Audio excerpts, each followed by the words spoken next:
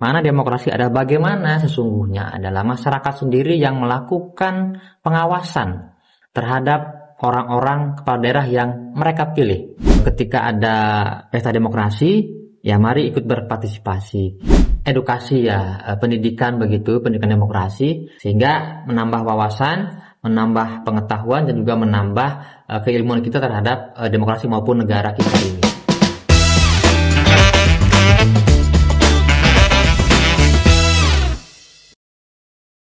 Assalamualaikum warahmatullahi wabarakatuh. Salam sejahtera untuk kita semua. Hai Batur Cerita, apa kabar hari ini? Semoga semuanya dalam keadaan sehat dan semangat dalam menjalankan aktivitas hari ini. Jumpa lagi dengan Pipit di podcast CWS Cerita Wong Serang, Ruang Cerita Sedanten. Dari Jalan Jenderal Sudirman nomor 25 Diskominfo Kota Serang.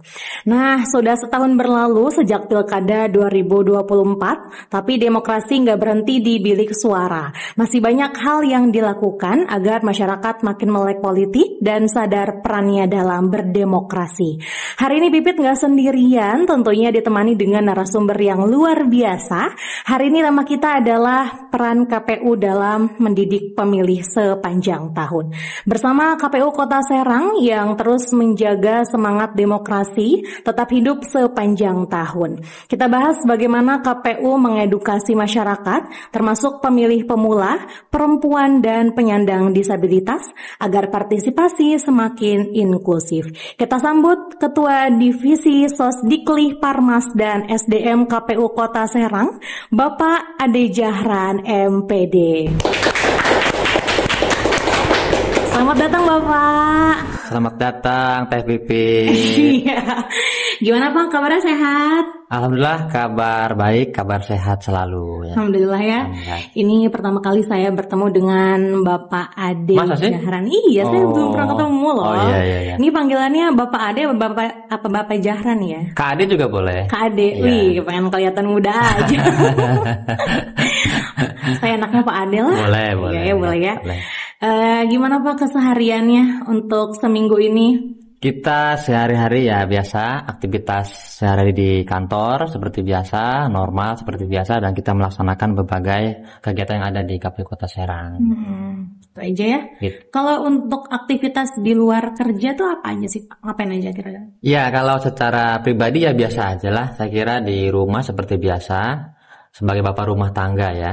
Kemudian kalau memang di KPU itu ada aturan yang memang kita itu tidak boleh tanda petik ya beraktivitas di tempat lain ya gitu. Tetapi kalau kita mau kuliah atau mau melanjutkan sekolah atau perkuliahan itu dibolehkan ya. Sepanjang dia memberitahukan kepada pimpinan bahwa saya mau kuliah gitu kan. Begitu ya. Jadi memang aturannya di KPU itu seperti itu. Kalau di luar aktivitas kerja nih, di rumah tuh Bapak ngapain aja gitu di luar dari kantor gitu? Karena saya kuliah di UIN Jogja semester 3, yang kedua laki-laki juga mondok di Al-Mijan Rangkas Bitung, yang ketiga perempuan mondok juga di Al Mubarok Kota Serang. Jadi memang saya di rumah itu kalau di rumah ya berdua sama istri ya.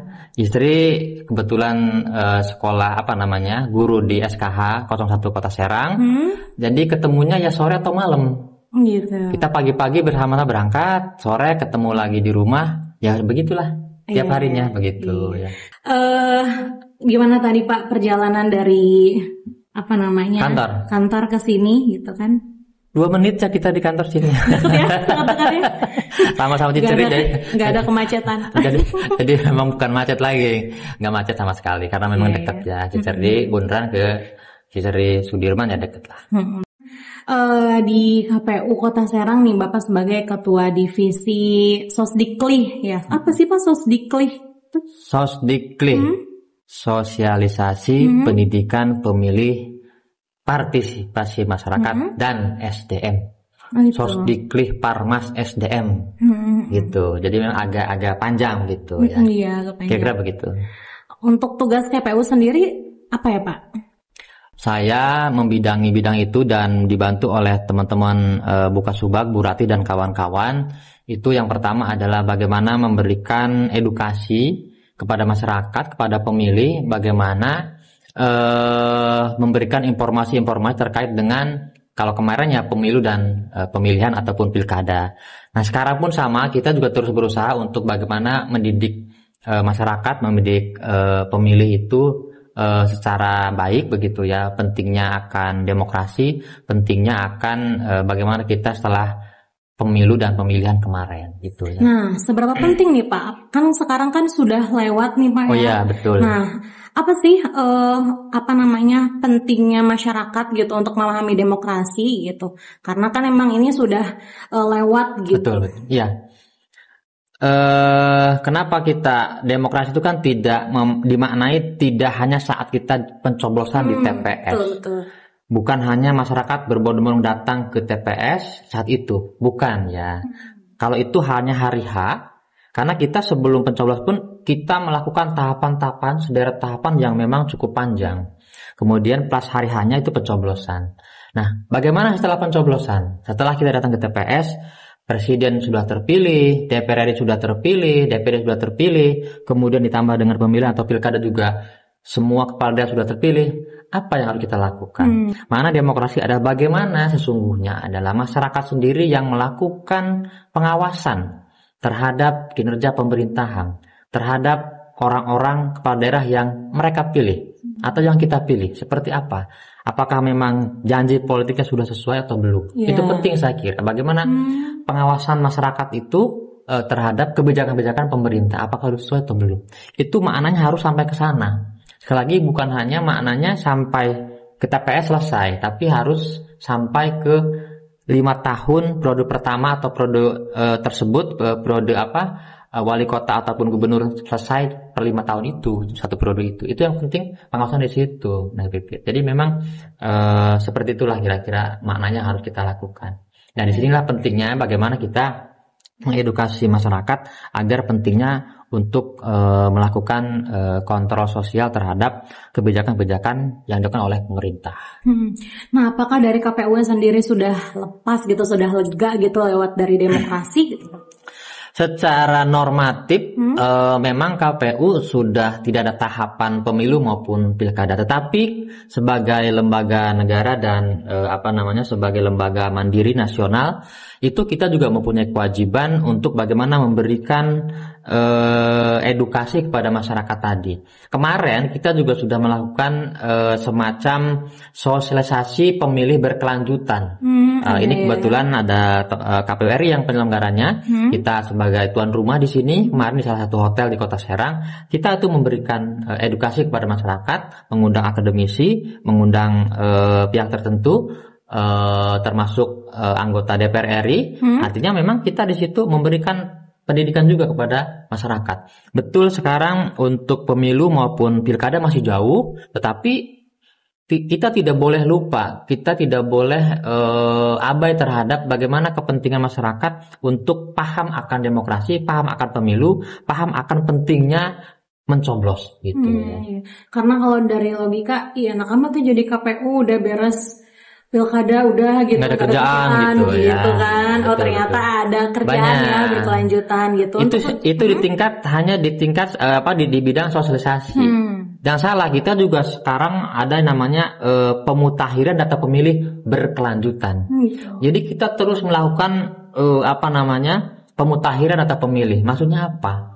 Kita menerima data nih, baik dari Disduk atau melalui Kemendagri, melalui KPU RI, KPU RI turun ke KPU provinsi, KPU provinsi menurunkan data itu ke KPU kota, kemudian kita pilih data itu mana yang TMS atau yang MS. Nah, tentu kita yang akan kita cari itu adalah yang TMS, tidak bersyarat. Apa artinya?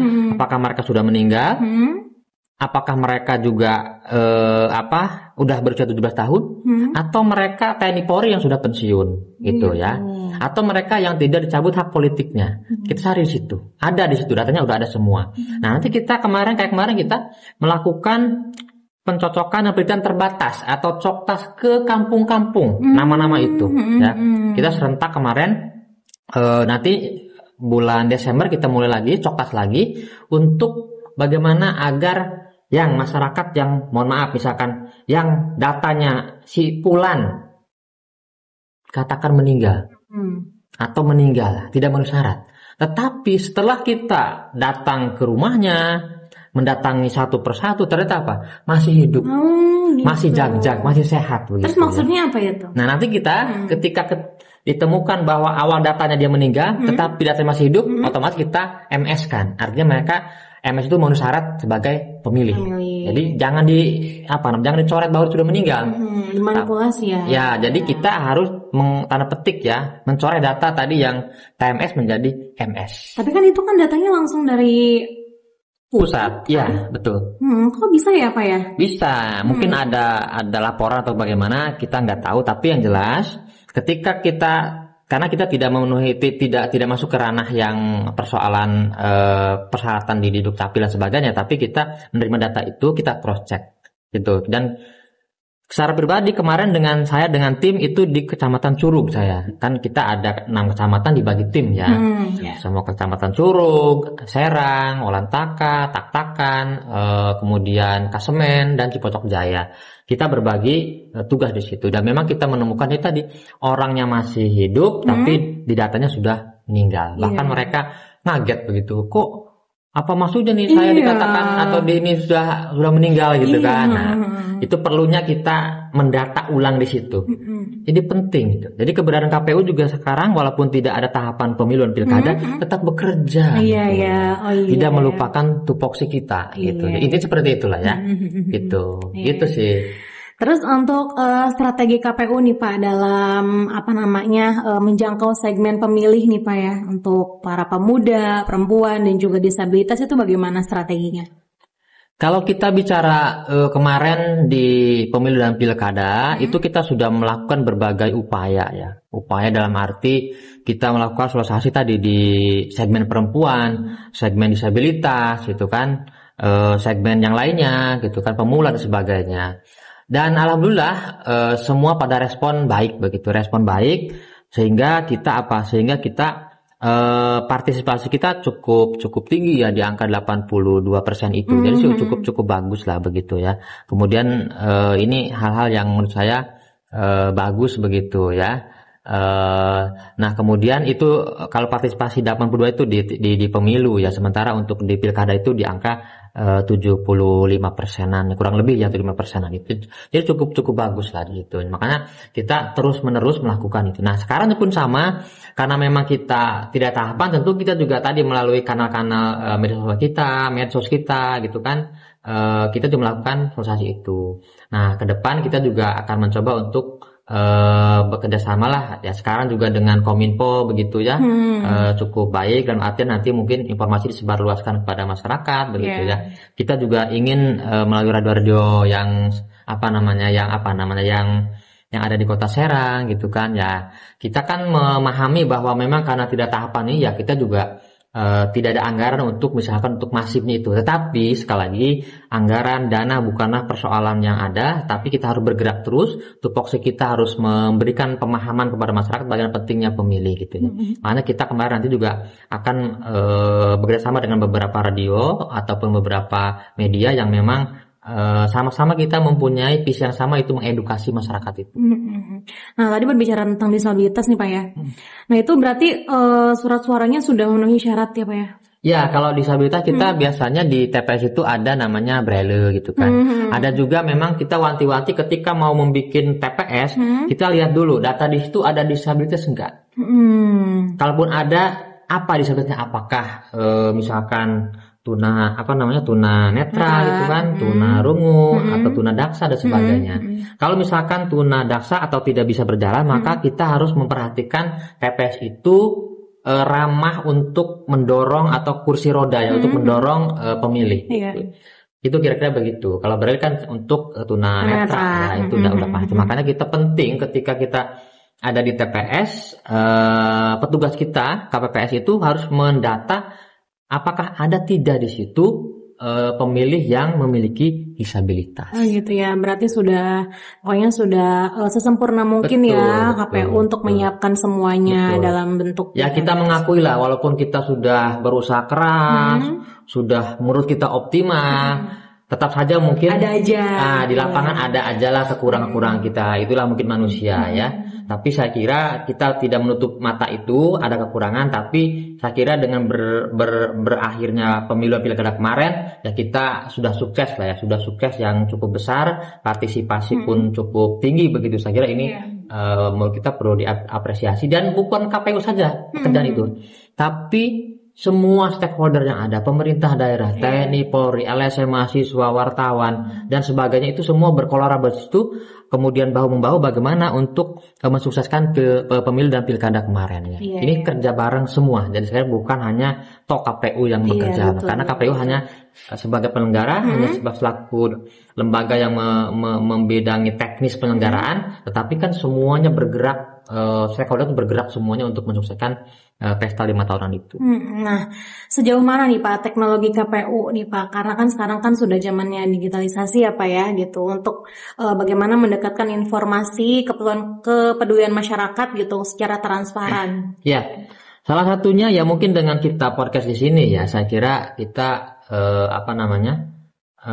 dengan melakukan ini kita juga mendekatkan diri ya, artinya mudah-mudahan nanti mungkin di-share oleh Kominfo begitu ya. Termasuk nanti kita juga di kantor kita juga, di lembaga kita juga ada namanya medsos juga ya, mendekatkan diri ya. Mudah-mudahan nanti kita juga minta bantuan ke Kominfo atau pemerintah daerah untuk memberikan informasi di Videotron begitu. Kemarin Pak Wali sudah buat videonya nanti kita tentang pemilih berkelanjutan. Mudah-mudahan nanti kita share juga di Videotron sehingga itu bisa mendekatkan lah, paling tidak menyampaikan informasi kepada masyarakat Kota Serang begitu ya. Saya kira itu mungkin. Iya.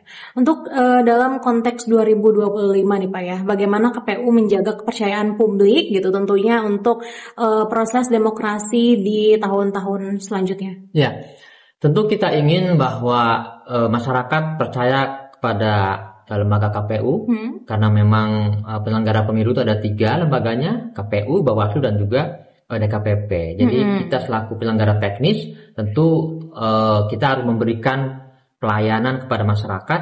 Siapa pelayan yang dilayani oleh KPU? Semuanya, partai politik dan juga pemilih ya. Partai politik itu punya kepentingan betul terhadap KPU. Kenapa? Karena mau daftar nyalek ke KPU, daftar presiden ke KPU, daftar kepala daerah ke KPU. Jadi semuanya punya kepentingan. Masyarakat sama juga. Kita juga mengedukasi kepada masyarakat, bukan hanya partai politik, tapi semua masyarakat kita edukasi. Gitu mungkin. Pasti kan sesempurnanya KPU kan pasti ada pandangan masyarakat nih Pak ya. Bagaimana sih Bapak menghadapi perbedaan-perbedaan masyarakat tentang KPU tersebut? Ya, penggemar CWS ya, cerita Wong Serang ya. Saya kira semua lembaga itu pasti memiliki kelebihan dan kekurangan ya. Kenapa demikian? Saya kira bukan hanya di KPU, saya kira semua lembaga pun sama ya. Kalau kita KPU memuaskan 100% kepada masyarakat, saya kira juga tidak. Mengecewakan juga tidak juga. Tetapi kita di insan KPU terus berusaha, terus bagaimana untuk memberikan yang terbaik, pelayanan prima kepada masyarakat, baik secara langsung maupun tidak langsung. Itu penting bagi kami, sehingga itu untuk menjaga kepercayaan di situ. Terlepas apapun yang ada di pemilu maupun pilkada kemarin, tetapi kita terus berkomitmen untuk memberikan pelayanan dan juga menjaga kepercayaan amanah ini, menjaga lembaga ini dengan sebaik-baiknya dan sekuat kemampuan kita masing-masing, baik di tingkat komisioner maupun di tingkat sekretariat. Jadi itu saya kira penting, karena kita lembaga dibentuk oleh undang-undang dan lembaga negara, tentu masyarakat ya harus percaya begitu kepada lembaga yang dibuat oleh negara ini. Nah, untuk tantangan tersendiri ya Pak ya dari KPU Kota Serang itu bagaimana sih Pak mengedukasi dalam pemilih di tengah derasnya arus informasi digital ini? Tantangannya cukup berat ya, tapi kita kemarin sudah melalui dengan sukses sebenarnya. Tantangan kita awalnya adalah khawatir, sebuah kekhawatiran yang besar. Khawatir masyarakat ini tidak besar atau tidak banyak datang ke TPS kemarin itu ya. Oh gitu. Tetapi itu bisa dibantah ternyata ya. Khawatir ada ketidakpercayaan kepada KPU maupun kepada nanti calon kepala daerah atau calon presiden waktu itu, tetapi itu bisa dibantahkan. Ternyata masyarakat berbondong-bondong pada saat itu ke TPS sehingga untuk mencoblos, untuk melakukan aspirasinya, dan memang hasilnya pun cukup bagus begitu ya. Itu tantangannya. Karena ini tantangan terbesar adalah bagaimana anak-anak muda sekarang Gen Z itu tanda petik acuh begitu terhadap hal-hal politik seperti ini, ya. Atau mungkin mereka sudah jenuh begitu ya. Tetapi dengan kita lagi KPU dan semua stakeholder yang ada bahu membahu berjibaku, akhirnya apa? Alhamdulillah sukses begitu. Sukses menghadirkan pemilih di TPS dengan cukup banyak, cukup besar, dan ini kerja semua pihak begitu. Bukan hanya KPU sekali lagi. Betul. Tantangannya begitu. Ke depan itu sama. Kita bagaimana tantangan ke depan itu kan ya tadi Gen Z yang malas kita kan, yang malas memilih, kemudian yang udah bosan, jenuh begitu ya, sering-sering pemilihan ataupun pilkada begitu. Tapi alhamdulillah Gen Z itu bisa terbantahkan. Partisipasi cukup tinggi, kita juga senang begitu melihat partisipasi yang cukup tinggi itu. Kalau untuk di Kota Serang Pak, untuk yang paling banyak tidak pergi ke TPS itu di mana ya Pak? Sebenarnya hampir semua kecamatan ada ya, ada semua kecamatan itu ada. Tidak 100% mereka itu memilih begitu ya. Tetapi kita terus berusaha lah. Kita juga lihat celah-celah mana yang kurang, mana yang kemarin sudah berlebih gitu kan. Kita saling menutupi. Makanya kita salah satu sosialisasi itu juga melihat partisipasi di tahun kemarin begitu. Ini kenapa rendah, ini kenapa belum optimal. Nah, kita itu datangin, kita tuh melakukan sosialisasi di tempat-tempat yang memang dianggap kurang itu. Tapi begitu kalau kira-kira. Tapi kalau misalnya nggak datang nih Pak ke TPS, nggak dijemput Sanksi. gitu, maksudnya bukan sanksi, kayak jemput bola gitu dari pihak masyarakat gitu untuk ke rumahnya datangin gitu. Nggak sampai ke situ ya? Kalau jemput bola memang bukan ranahnya kita ya. Gitu. Kita hanya yang penting kita sudah memberikan surat undangan itu, undangan mencoblos atau pemberitahuan mencoblos. Nah, setelah itu tergantung mereka begitu. Gitu. Di negara kita ini atau di Indonesia ini kan masih hak gitu untuk memilih. Beda dengan negara lain, ada beberapa negara yang memang harus wajib. Oh gitu. Sehingga memang kalau wajib kita nggak perlu sosialisasi sebenarnya. Karena terwajib. Iya. Semuanya harus memilih, harus memilih, gitu kan. Sementara kita ini masih hak begitu. Kalau hak kan mereka ya tidak mencoblos tidak ada sanksi. Tapi kalau ini kewajiban, ketika mereka tidak mencoblos maka ada sanksinya di situ. Nah, kita belum di undang-undang kita ini belum mengakomodir itu ya. Jadi kalau nanti ini di undang-undang mewajibkan ataupun wajib masyarakat datang untuk mencoblos, maka ada sanksi nanti kalau bagi yang tidak mencoblos atau yang tidak datang ke TPS.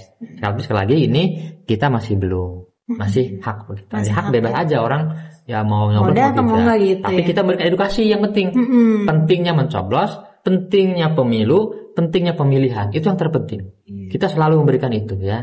Kenapa? Karena memang kalau kita tidak berpartisipasi di bidang politik, nanti orang-orang tanda petik yang tidak kita sukai, orang-orang yang kurang capable itu bisa menduduki posisi-posisi di DPR maupun di eksekutif begitu ya. Makanya kita wanti-wanti betul di situ. Jadi penting menurut saya masyarakat itu harus datang ke TPS.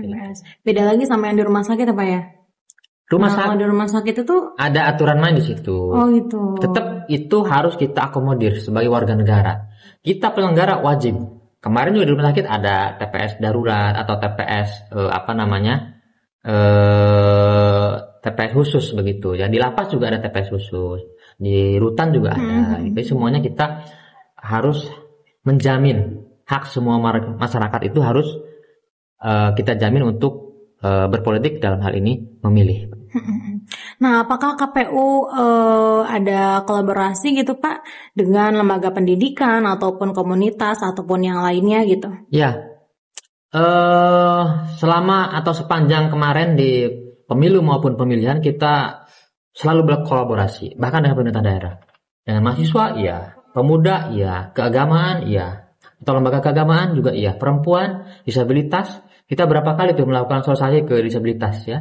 Sering itu kita, baik ke sekolah-sekolah maupun ke lembaga. PPDI. PPDI itu Persatuan Penyandang Disabilitas Indonesia Kota Serang. Kita selalu berkolaborasi di situ. Jadi artinya kita semua memiliki hak yang sama begitu. Dengan nelayan, dengan ibu rumah tangga, kita semuanya melakukan kolaborasi untuk sosialisasi kemarin. Saya kira itu sudah masif benar kemarin. Bahkan kita ada woro-woro, ada launching, ada kemudian kita juga berbagai kreatif teman-teman di tingkat kecamatan maupun di kelurahan itu membuat bagaimana pemilih ini ataupun pemilu itu pemilihan menarik sehingga mereka mau datang ke TPS. Iya. Untuk selanjutnya nih Pak, apa harapan KPU nih dalam generasi muda gitu Pak? Harapan kami bagi masyarakat, terutama generasi muda, pertama jangan cuek terhadap pemilu dan pilkada atau terhadap demokrasi, jangan apatis begitu ya. Kemudian ketika ada pesta demokrasi, ya mari ikut berpartisipasi. Jangan sampai nanti ada anekdot bahwa di dunia demokrasi ini kan siapa aja kan boleh mencalonkan begitu. Nah, jangan sampai orang-orang yang tidak kapabel itu kemudian menjadi wakil kita di legislatif maupun di pemerintahan begitu, di eksekutif. Nah, teman-teman semuanya, masyarakat semuanya itulah yang menentukan semuanya. Mau siapa, mau seperti apa, ya masyarakatlah yang menentukan pilihannya itu. Saya kira begitu ya. Ya. Terakhir nih Pak, apa pesan dari Bapak sendiri gitu ya untuk masyarakat, bahwasannya bagaimana masyarakat harus bisa melek terhadap demokrasi di Kota Serang khususnya? Sekarang di channel-channel itu kan banyak edukasi ya, pendidikan begitu, pendidikan demokrasi, sehingga saya kira harus banyak literasi terkait dengan pendidikan demokrasi ataupun pemilu maupun pemilihan, sehingga menambah wawasan, menambah pengetahuan dan juga menambah keilmuan kita terhadap demokrasi maupun negara kita ini. Saya kira itu. Nah Pak, nggak kerasa nih Pak ya, kita sudah banyak bincang-bincang tentang seputar dengan demokrasi yang ada di Kota Serang khususnya gitu Pak ya. Nah tadi adalah sebagai sesi terakhir ya Pak ya. Untuk itu saya ada cenderamata untuk Bapak, sebuah sertifikat. Sebentar juga ya kita ya, nggak lama ya. Iya, tapi nggak kerasa loh Pak, ini sudah hampir 1 jam nggak sih? Terima kasih. Iya Pak, sama-sama. Luar biasa ya obrolan kita hari ini dari perbincangan bersama Bapak Ade Jahran. Nah, kita jadi tahu bahwa demokrasi itu nggak cuma soal datang ke TPS dan mencoblos, tapi juga bagaimana kita terus berperan aktif setelahnya, belajar, peduli, dan ikut mengawasi jalannya pemerintahan. Semoga obrolan ini bisa membuka wawasan kita semua untuk jadi pemilih cerdas dan warga yang partisipatif. Karena ingat, membangun demokrasi bukan tugas KPU saja ya Pak ya, tapi tanggung jawab kita bersama. Nah, saya ucapkan terima kasih kepada Bapak yang telah bersedia untuk ngobrol bareng di podcast CWS. Nah, sampai di sini dulu podcast Cerita Wong Serang edisi kali ini. Terima kasih sudah mendengarkan dan juga menonton. Jangan lupa untuk terus ikuti episode-episode berikutnya. Dan jangan lupa untuk like, komen, dan subscribe. Saya Pipit pamit undur diri. Sampai jumpa di episode berikutnya. Wassalamualaikum warahmatullahi wabarakatuh. Waalaikumsalam.